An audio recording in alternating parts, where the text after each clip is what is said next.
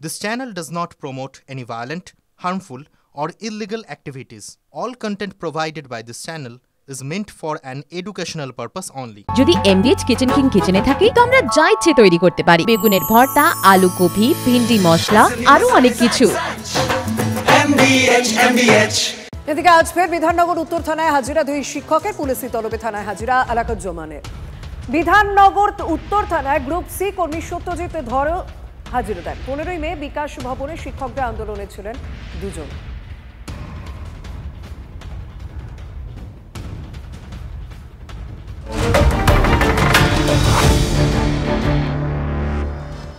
Ghatal master প্ল্যানে আরামবাগ মহকুমাকে অন্তর্ভুক্ত করা হোক, এই দাবি তারা দীর্ঘদিন করে আসছেন এবং খানাকুল বাঁচাও সোসাইটির ব্যানারে এবার আন্দোলনও শুরু হলো। আরামবাগ মহকুমাকে বাদ দিয়ে ঘাটাল মাস্টার প্ল্যান কার্যকর হলে বিপর্যয় নেমে আসবে আরামবাগে। তাই ঘাটাল মাস্টার প্ল্যানে আরামবাগ মহকুমার অন্তর্ভুক্তির দাবিতে আন্দোলনে নামলেন এলাকার মানুষ। রাজ্য সরকার ঘাটাল মাস্টার প্ল্যানে 500 কোটি টাকা মঞ্জুর করেছে, কিন্তু মাস্টার প্ল্যানে নেই বন্যা কবলিত আরামবাগ মহকুমার নাম। সে কারণে আন্দোলনে খানাকুল বাঁচাও সোসাইটি। ইতিমধ্যেই খানাকুলে গণস্বাক্ষর অভিযান চালাচ্ছে খানাকুল বাঁচাও সোসাইটির সদস্যরা। বিভিন্ন এলাকায় চলছে ছোট ছোট পথসভা। রাজ্য সরকারের সদিচ্ছা নেই বলে অভিযোগ করছে বিজেপি। এখন ডিবিসির জল, রূপনারায়ণের জল, দ্বারকাশী নদীর জল, শিলাবতীর জল, কাঁসাইয়ের জল, এপাশে মুন্ডেশ্বরীর জল, এই সব জল দিয়ে ঘেরা আমরা খানাকুল জল দিয়ে ঘেরা। এই যে বিগত বন্যা হলো, ধান্যঘড়িতে বাঁধ ভাঙলো, কেদারপুর অঞ্চল বাঁধ ভাঙলো। এই দুটো বাঁধ ভেঙে যাওয়ার জন্য দুটো নদীর জল আমার দিকে এমনভাবে প্লাবিত করলো যে আমরা বুঝতে পারছি না জল বাড়বে কি কমবে, অথচ কোনো স্রোত নেই। জল টলটা অলরেডি অটোমেটিক ফুলে ফুলে উঠে উঠে বাড়িঘর সব ডুবিয়ে দিল। একতলা বাড়ি তো সবাই একদম জলমগ্ন, দোতলা বাড়িতেও ছুঁই ছুঁই অবস্থা। এই দক্ষিণ খানাকুলটা। মানবিক মুখ্যমন্ত্রী এর আগেই আরামবাগ এবং ঘাটাল পৃথক মাস্টার প্ল্যানের জন্য প্রপোজাল পাঠিয়েছে, যেটা এই জুমলাবাজ বিজেপি সরকার যেটাকে আটকে রেখেছে। শুধুমাত্র ভোটে কিভাবে তৃণমূলকে পরাস্ত করা যায়, কিভাবে বিভিন্ন প্রকল্পের টাকা বন্ধ করে রেখে তার দিকে হেনস্থা করা যায়, এই রাজ্য সরকারকে তার চেষ্টা করছে। কোথায় যেমন ভেবেছেন, আরামবাগের নিশ্চয়ই তো ভেবেছেন। আর ঘাটাল মাস্টার প্ল্যান হলে আরামবাগ যে একেবারে বঞ্চিত আমি বলবো না। যেটা দেখুন অরোরা খাল সংস্কার হচ্ছে খানাকুলে, যেটা অরোরা খাল সংস্কার হচ্ছে খানাকুলে, অরোরা খালের সাথে যে সংস্কার কার্য যখন চলছে সেটা কিন্তু আরামবাগও কিন্তু যে খুব একটা বঞ্চিত হবে তা না। আর আমরা সকলেই আশা রেখেছি এবং আমাদেরকে বলতে হবে না, দেখবো যে ঘাটালের পর আরামবাগও হয়তো তার।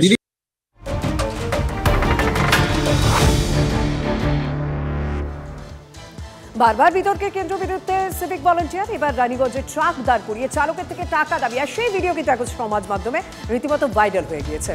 অভিযুক্ত সিভিক ভলান্টিয়ার সোমনাথ মণ্ডল চালক ঘটনা ক্যামেরাবন্দি করছে দেখে ট্রাক চালকের উপর হামলা চালানোর চেষ্টা করে অভিযুক্ত। তখন তিনি দাবি করেন যে তিনি পুলিশ নন, সিভিলিয়ান, যদিও অন্যান্য পুলিশ কর্মী তাকে বাধা দেয়। তড়িঘড়ি অভিযুক্ত সিভিকের বিরুদ্ধে বিভাগীয় তদন্ত শুরু করেছে আসানসোল দুর্গাপুর পুলিশ। সিভিক হয়ে গায়ে হাত দিতে আসবে কেন? সিভিক পুলিশের কি ইয়ে আছে ও গায়ে হাত দেবে? আমি ওকে বলছি তো যে ওখানে স্যারকে দিলাম, আবার এখানে কেন দেবো? আমি কোনোদিন দিই না। এখানে ওইখানে যদি নেই, স্যাররা বলেছে যে আমার এখানে নিলে এইখানে দেওয়ার দরকার নেই। হ্যাঁ না, ও ওরকম করছে কেন? ও সিভিক হয়ে গরম দেখাচ্ছে কি ও আমাকে? হ্যাঁ, ড্রাইভার বলে কি আমরা মানুষ নয় নাকি? হ্যাঁ, সিভিক পুলিশ আমাকে ড্রেস খুলে মারতে আসছে। আমাকে সিভিক পুলিশ ড্রেস খুলে মারবে। হ্যাঁ, ও বলছে আমি এখন পাবলিক। হ্যাঁ, কত বড় সাহস! হাটে মারবে আমাকে? তুমি সিভিক হয়ে আবার বেশি বাড়াবাড়ি। হ্যাঁ, তুমি সিভিক হয়ে আসবে আমাকে? তোমার এত বড় আসপর্দা? হ্যাঁ, তুমি সিভিক হয়ে আমার মারতে আসবে? অফিসার ওখানে দাঁড়িয়ে দাঁড়িয়ে কথা বলবে, সিভিক হয়ে মারতে আসবে? হ্যাঁ, সিভিক হয়ে মারতে আসবে? রানীগঞ্জের এই ছবি ইতিমধ্যে ভাইরাল হয়েছে, কারণ বিষয়টা কি বলতো, যখনই তাকে সিভিক বলে প্রশ্ন করা হয় তখন সে জামা খুলে তাড়া করে। সেই জামা খুলে সে তখন বলে যে না আমি সিভিক পুলিশ না, আমি সিভিলিয়ান। কিন্তু সেই ভিডিওটাও কিন্তু এখানে ভাইরাল হয়ে গিয়েছে। একের পর এক যেভাবে সিভিক ভলান্টিয়ারদের বিরুদ্ধে অভিযোগ উঠেছে সেই ছবিগুলো আপনাদের সামনে তুলে ধরছে রাজ্যের বিভিন্ন জায়গা থেকে। কসবার ঘটনা, পাঁশকুড়ার ঘটনা, ধূপগুড়ি, বারাসাত, একাধিক জায়গা মালদার ঘটনা রয়েছে এবং শীতের ঘটনা রয়েছে এবং কনস্টেবলের পোশাকে দাদাগিরি কোথাও সিভিকে দেখেছি, চুরির অপবাদে কিশোরকে মারধরের ঘটনা আমরা দেখেছি, এই পাঁশকুড়ার ঘটনা যে ঘটনা এখনো পর্যন্ত সিভিক ভলান্টিয়ারকে গ্রেপ্তার করা হয়নি, সিভিকের তোলাবাজি তো আমরা বিভিন্ন জায়গায় দেখছি, রাজ্যের বিভিন্ন প্রান্তে সেই একই ছবি দেখছি। তবে এই রোগের উপশম হচ্ছে না, রোগ নির্মূল হচ্ছে না, বরং বাড়ছে। রাজ্যের বিভিন্ন জায়গা থেকে সেই ছবি ধরা পড়ছে। কুণাল ঘোষ কি বলছেন শুনবো। একজন সিপিএম সমর্থক ডাক্তার অনুমোদন দিতে গিয়ে ইন্সপেকশনের জন্য ঘুষ নিতে গিয়ে চিহ্নিত হয়েছেন বলে তাহলে গোটা ডাক্তার কোথাও কোনো জায়গায় যদি কোনো অন্যায় কাজ কেউ করে থাকে তার বিরুদ্ধে ব্যবস্থা হবে, কিন্তু তার সঙ্গে সিভিকই এই কথাগুলো বলে গোটা সিভিক যারা এত ভালো কাজ করে, এতগুলি ছেলে মেয়ে রোদে পুড়ে জলে ভিজে, কেন তাদেরকে আপনি পেশাগত করছেন?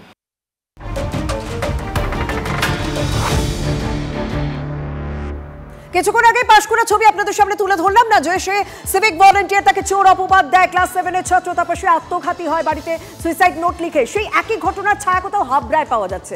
বিস্কিট চুরির অভিযোগে 7ম শ্রেণীর ছাত্রকে বেধড়ক মার দোকানদারে, নাক ফেটে গেল।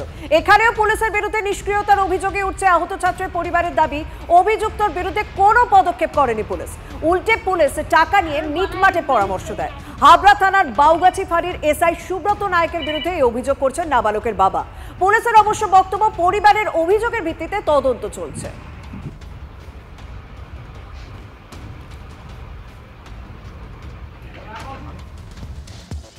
পাঁশকুড়া কিশোরের আত্মহত্যার ঘটনায় অভিযোগ দায়েরের 3 দিন পার হয়ে গিয়েছে, এখনো অধরা সিভিক ভলান্টিয়ার। অধরা শুভঙ্কর দীক্ষিত সিভিক কর্মীকে আপাতত কাজ থেকে অব্যাহতি দেওয়া হচ্ছে। মামলা চলাকালীন কাজে যোগ দিতে পারবে না, দোষ প্রমাণে খুব কড়া পদক্ষেপের নির্দেশ পুলিশ সুপারের। এরই মধ্যে শ্যাম ভুইয়া নামে স্থানীয় এক বাসিন্দাকে খুঁজছে পুলিশ। পড়ুয়াকে রাস্তার ধারে মারধর এবং কান ধরে ওঠবোস করানোর যে অভিযোগ উঠেছে সিভিকের বিরুদ্ধে, তার প্রত্যক্ষদর্শী তিনি। তবে এই সিভিকের বিরুদ্ধে এখনো পর্যন্ত পুলিশ কোনো ব্যবস্থা নেয়নি, খালি একটা নির্দেশ দেওয়া হয়েছে যে যতদিন মামলা চলবে তার বিরুদ্ধে সে কোনো কাজ করতে পারবে না। আমার সঙ্গে রয়েছেন সহকর্মী কনিষ্ক। কনিষ্ক, সিভিককে খুঁজে পাওয়া কেন যাচ্ছে না? মানে সে কি কর্পূরের মতো উধাও হয়ে গেল নাকি? পুলিশ খুঁজে পাচ্ছে না? সেই পুলিশেরই সিভিক হিসেবে সে এতদিন কাজ করেছে। দেখো ধর্মিষ্ঠা, একদম এই প্রশ্নটাই কিন্তু যে ছাত্র যে আত্মঘাতী হয়েছে কৃষ্ণেন্দু, তার পরিবার কিন্তু ইতিমধ্যেই প্রশ্ন তুলছে। তার পাশাপাশি বিরোধীরাও কিন্তু একই প্রশ্ন তুলছে যে পুলিশ 24 ঘন্টায় শর্ট আউট করে যে কোনো বড় থেকে বড় মামলা, তাহলে সেই ঘটনায় সামান্য সিভিক যে এতদিন তার সঙ্গে তাদের বিভিন্ন কাজে সহযোগী ছিল, তাকে খুঁজতে 3 দিন অর্থাৎ প্রায় 72 ঘন্টা হতে যাচ্ছে লিখিত অভিযোগ হওয়ার পরেও। সেই দিকে তার এই পরিস্থিতির মধ্যে এই প্রশ্নগুলো তো উঠবেই, কারণ কোথাও কি পুলিশের সদিচ্ছার অভাব রয়েছে? এই প্রশ্ন ইতিমধ্যে উঠতে শুরু করেছে। ধন্যবাদ। উর্দি চুরির অভিযোগে গ্রেপ্তার সিভিককে সরানো হলো চাকরি থেকে। সিভিক ভলান্টিয়ার নীরজ সিংকে ডিমোবিলাইজ করলো লালবাজার। কনস্টেবলে উর্দি চুরি করে দাদাগিরির অভিযোগ ছিল নীরজের বিরুদ্ধে। প্রগতি ময়দান থানায় ভলান্টিয়ার হিসেবে কাজ করত নীরজ সিং। নীরজের বিরুদ্ধে লালবাজারে রিপোর্ট জমা দেন ডিসি এসএসডি। আরে কম দে কিন্তু খাঁটি দে। MDH কাশ্মীরি লাল লঙ্কার গুঁড়ো। MDH